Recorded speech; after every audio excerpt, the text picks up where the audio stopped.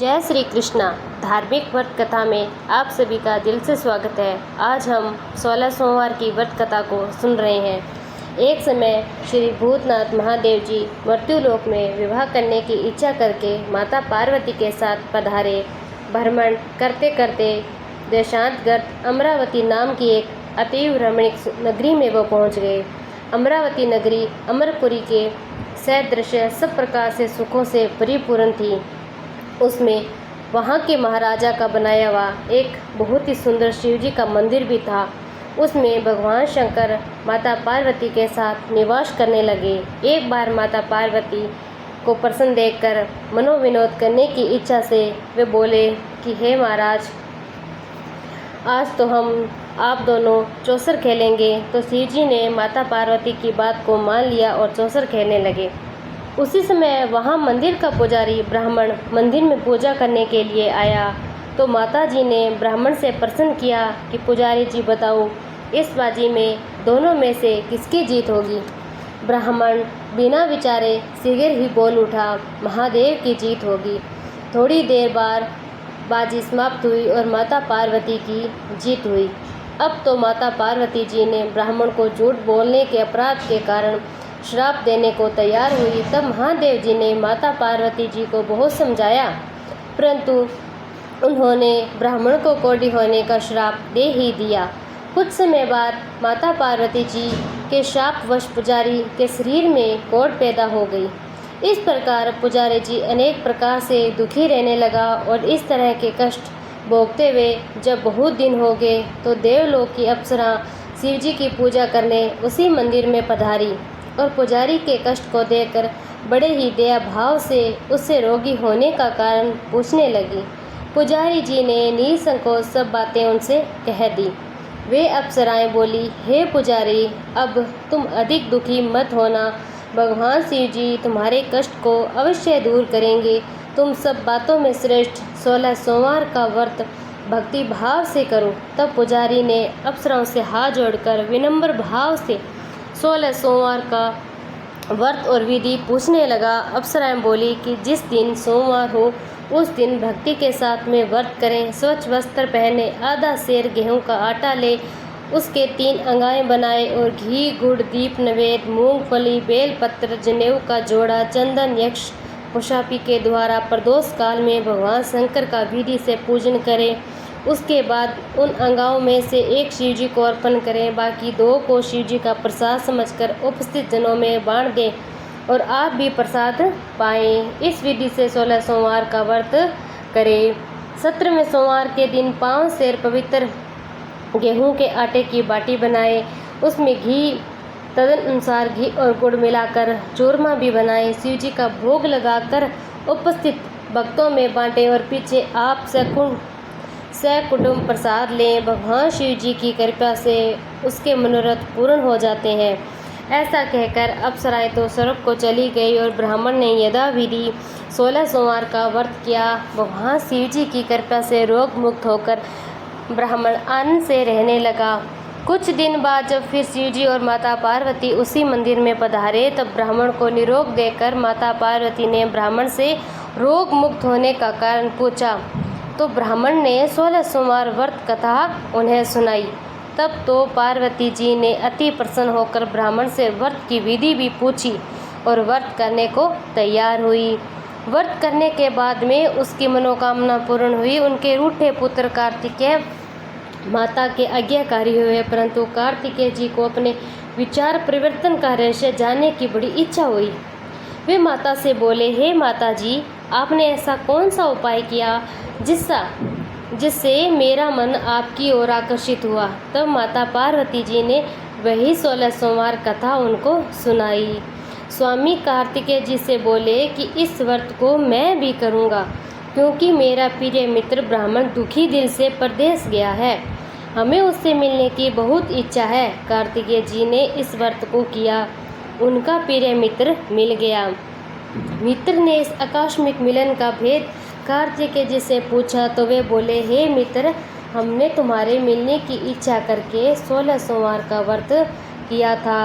अब तो ब्राह्मण मित्र को भी अपने विवाह की बड़ी इच्छा हुई। कार्तिकेय जी से व्रत की विधि पूछी और विधि व्रत किया। व्रत के प्रभाव से जब वह किसी कार्यवश विदेश गया और वहाँ के राजा की लड़की का स्वयंवर था, राजा ने प्रण किया था कि जिस राजकुमार के गले में सब प्रकार से हथनी माला डालेगी, मैं उसी के साथ में अपनी प्यारी पुत्री का विवाह कर दूंगा। शिव जी की कृपा से ब्राह्मण भी स्वयंवर देखने की इच्छा से राजसभा में एक ओर जाकर बैठ गया। नियत समय पर हथनी आई और उसी समय उसने जयमाला उस ब्राह्मण के गले में डाल दी। राजा की प्रतिज्ञा के अनुसार बड़ी धूमधाम से कन्या का विवाह उस ब्राह्मण के साथ में कर दिया। ब्राह्मण को बहुत सा धन और सम्मान देकर संतुष्ट किया। ब्राह्मण सुंदर राजकन्या पाकर सुख से जीवन व्यतीत करने लगा। एक दिन राजकन्या ने अपने पति से प्रश्न किया कि हे प्राणनाथ, आपने ऐसा कौन सा भारी पुण्य किया जिसके प्रभाव से हथनी ने सब राजकुमारों को छोड़कर आपको वरण किया। ब्राह्मण बोला, हे प्राण प्रिय, मैं अपने मित्र कार्तिकेय जी के कथनानुसार 16 सोमवार का व्रत किया, जिसके प्रभाव से मुझे तुम जैसी रूप माँ लक्ष्मी की प्राप्ति हुई। व्रत की महिमा को सुनकर राजकन्या को बड़ा ही आश्चर्य हुआ और वे भी पुत्र की कामना करके व्रत करने लगी। शिव जी की दया से उसके गर्भ से एक अति सुंदर, सुशील, धर्मात्मा और विद्वान पुत्र उत्पन्न हुआ। माता पिता दोनों उस देव पुत्र को पाकर अति प्रसन्न हुए। उसका लालन और पालन भली प्रकार से करने लगे। जब पुत्र समझदार हुआ तो एक दिन उसने अपनी माता से प्रश्न किया कि माँ, तूने कौन सा तप किया जो मेरे जैसा पुत्र तेरे गर्भ से उत्पन्न हुआ। माता ने पुत्र का प्रबल मनोरथ जानकर अपने किए हुए 16 सोमवार व्रत विधि सहित पुत्र के सम्मुख प्रकट की। पुत्र ने ऐसे सरल व्रत को सब तरह से मनोरथ पूर्ण करने वाला सुना। वह भी इस व्रत को राज्य अधिकार पाने के लिए इच्छा से हर सोमवार को यथाविधि करने के लिए तैयार हुआ। उस समय देश के वृद्ध राजा के दूतों ने आकर उसको एक राजकन्या के लिए वरण किया था। राजा ने अपनी पुत्री का विवाह ऐसे सर्वगुण संपन्न ब्राह्मण युग के साथ करके बड़ा ही सुख प्राप्त हुआ।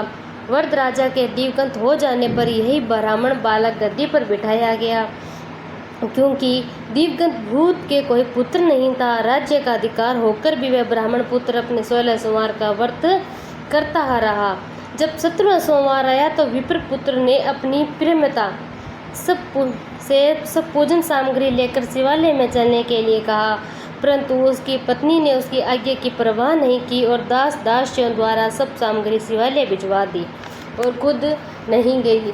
जब राजा ने शिव जी का पूजन समाप्त किया तब एक आकाशवाणी राजा के प्रति हुई। राजा ने सुना कि हे राजा, अपनी इस रानी को राजमहल से निकाल दे, नहीं तो तेरा सर्वनाश कर देगी। वाणी को सुनकर राजा के आश्चर्य का ठिकाना न रहा और तत्काल ही मंत्रगृह में आकर अपने सभासदों को बुलाकर पूछने लगा कि हे मंत्रियों, मुझे आज शिव जी की वाणी हुई है कि राजा, तू अपनी इस रानी को निकाल दे, नहीं तो तेरा सर्वनाश कर देगी। मंत्री आदि बड़े ही विस्मय और दुख में डूब गए, क्योंकि जिस कन्या के साथ में राज्य मिला है, राजा उसी को निकालने का जार रचता है, तो ये कैसे हो सकता है। अंत में राजा ने उसे अपने यहाँ से निकाल दिया। रानी दुखी हृदय भाग्य को कोसती हुई नगर के बाहर चली गई। बिना पद्माकर फटे वस्त्र पहने भूख से दुखी धीरे धीरे चलकर एक नगर में पहुंची। वहां एक बुढ़िया सूत काट कर बेचने को जाती तो रानी की करुण दशा देखकर बोली, चल तू मेरा सूत बिकवा दे, मैं वृद्ध हूँ, भाव नहीं जानती हूँ। बुढ़िया की ऐसी बात सुनकर रानी ने बुढ़िया के सिर से सूत की गठरी उतार कर अपने सर पर रखी। थोड़ी देर बाद आंधी आई और बुढ़िया का सूत पोटली सहित उड़ाकर ले गई। बेचारी बुढ़िया पछताती ही रह गई। रानी को अपने संग से दूर रहने को कह दिया। अब रानी एक तेली के घर गई तो तेली के सब मटके शिव जी के प्रकोप के कारण चटक गए। ऐसी दशा देख तेली ने रानी को अपने घर से निकाल दिया। इस प्रकार रानी अत्यंत दुख पाती हुई सरिता के तट पर गई तो सरिता का समस्त जल सूख गया। उसके बाद रानी एक वन में भी गई। वहां जाकर सरोवर से सीढ़ी उतर सीढ़ी से उतर पानी पीने गई। उसके हाथ से जल स्पर्श होते ही सरोवर का नील कमल सदृश्य जल असंख्य कीड़ा में गंदा हो गया। तो रानी ने भाग्य पर दोषारोपण करते हुए उस जंगल को पान करके पेड़ की शीतल छाया में विश्राम करना चाहा। वह रानी जिस पेड़ के नीचे जाती उस पेड़ के पत्ते तत्काल ही गिरते गए। वन सरोवर की ऐसी दशा देख गुजराते ग्वालों ने अपने गोसाई जी से कही, जो उस जंगल में स्थित मंदिर में पुजारी थे। गोसाई जी ने आदेश अनुसार ग्वाले रानी को पकड़कर गोसाई जी के पास ले गए। रानी की मुख क्रांति और शरीर शोभा देख गोसाई जी जान गए कि अवश्य ही कोई विधि की गति की मारी कुलीन अबला है। ऐसा सोच पुजारी जी ने रानी के प्रति कहा, पुत्री, मैं तुमको पुत्री के समान रखूंगा, तुम मेरे आश्रम में ही रहो, मैं तुमको किसी प्रकार का कोई कष्ट नहीं होने दूंगा। तो गोसाई जी के ऐसे वचन सुनकर रानी को धीरज हुआ और उसके आश्रम में रहने लगी। आश्रम में रानी जो भोजन बनाती उसमें कीड़े पड़ जाते, जल भरकर लाए उसमें भी कीड़े पड़ जाते। अब तो गोसाई जी भी दुखी हुए और रानी से बोले कि हे बेटी, तेरे पे ऐसा कौन सा देवता कोप है जिससे तेरी ऐसी दशा हुई है। पुजारी की बात सुन रानी शिव जी की पूजा करने न जाने की कथा सुनाई। तो पुजारी जी ने शिव जी महाराज की अनेक प्रकार से स्तुति करते हुए रानी के प्रति बोले, हे पुत्री, तुम सब मनोरथ को पूर्ण करने वाले 16 सोमवार व्रत को करो, उसके प्रभाव से अपने कष्ट से तुम मुक्त हो सकोगी। गोसाई जी की बात सुनकर रानी ने 16 सोमवार व्रत को विधिवत संपन्न किया और 17वें सोमवार को पूजन के प्रभाव से राजा के हृदय में विचार उत्पन्न किया। रानी को गए हुए बहुत समय व्यतीत हो गया है, न जाने कहाँ कहाँ पर भटकती होगी, ढूंढना चाहिए। यह सोच रानी की तलाश करने चारों दिशाओं में दूत भेजे। तलाश करते हुए पुजारी के आश्रय में रानी को पाकर पुजारी से रानी को मांगने लगे, परंतु पुजारी जी ने उन्हें मना कर दिया। दूत चुपचाप लौट आए, आकर महाराज के सम्मुख रानी का पता बतलाने लगे। रानी का पता पाकर राजा स्वयं पुजारी के आश्रम में गया और पुजारी से प्रार्थना करने लगा, महाराज, जो देवी आपके आश्रम में रहती है वे मेरी पत्नी है। शिव जी के कोप से मैंने उसको त्याग दिया था, अब उस पर शिव जी का प्रकोप शांत हो गया है, इसीलिए मैं उसे लेने आया हूँ। आप उसे मेरे साथ जाने की आज्ञा दे दीजिए। गोसाई जी ने राजा के वचन को सत्य मानकर रानी को राजा के साथ में विदा कर दिया। गोसाई जी की आज्ञा पाकर रानी प्रसन्न होकर राजा के साथ में चल पड़ी। नगर में अनेक प्रकार से बाजे बजने लगे। नगर निवासियों ने नगर दरवाजों पर तोरण बंदवारों से विविध विधि से नगर सजाया गया। घर घर में मंगलगान होने लगे। पंडितों ने विविध वेद मंत्रों का उच्चारण करके अपनी राजरानी का स्वागत किया और इस प्रकार रानी ने पुण्य अपनी राजधानी में प्रवेश किया। महाराज ने अनेक तरह से ब्राह्मणों को दान आदि देकर संतुष्ट भी किया। याचकों को धन धान्य दिया। नगर में स्थान स्थान पर सदा व्रत खुलवाए जहाँ भूखों को खाने को मिलता था। इस प्रकार राजा शिव जी की कृपा का पात्र राजधानी में रानी के साथ अनेक तरह से सुखों को भोग करते हुए सोमवार का व्रत करने लगे और विधिवत शिव पूजन करते हुए लोक में अनेक सुखों का भोगने के बाद शिवपुरी को पधारे। ऐसे ही जो मनुष्य मनसा वाचा कर्मणा द्वारा भक्ति से सोमवार का व्रत पूजन इत्यादि करता है, इस लोक में समस्त सुखों को भोग कर अंत में शिवपुरी को प्राप्त होता है। यह व्रत सब मनोरथ को पूर्ण करने वाला है। हर हर महादेव। श्री शिवाय नमस्तुभ्यम।